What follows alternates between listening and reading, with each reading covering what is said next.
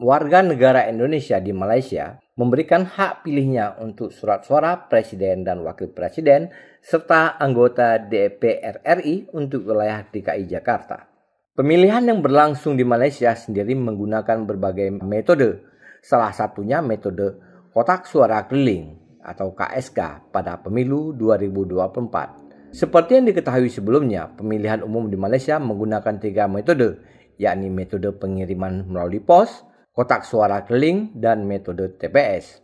Para WNI ini sebelum melakukan pencoblosan untuk surat suara Presiden dan DPR RI diminta menunjukkan paspor dan dicek terdaftar atau tidaknya WNI tersebut untuk dapat memilih oleh Panitia Pemilihan Luar Negeri atau PPNL di Malaysia.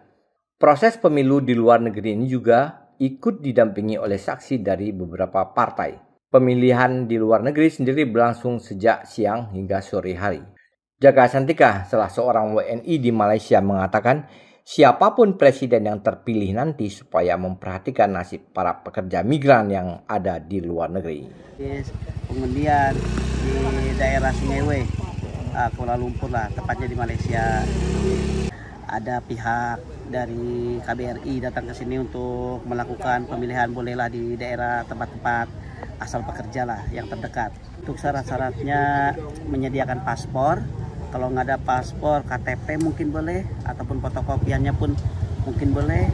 Kata panitia katanya paspor yang paling bagusnya paspor lah. Mudah-mudahan untuk kedepannya siapa aja lah yang jadi presidennya nasib PMI ini, pegawai migran Indonesia ini, harus sejahtera lah dari segi gajinya, terus dari segi kesehatannya, dari segi kepengurusannya, dari segi keamanannya, semua dilaksanakan. Sebab kita ini penyumbang devisa negara nomor 2 terbesar di Indonesia.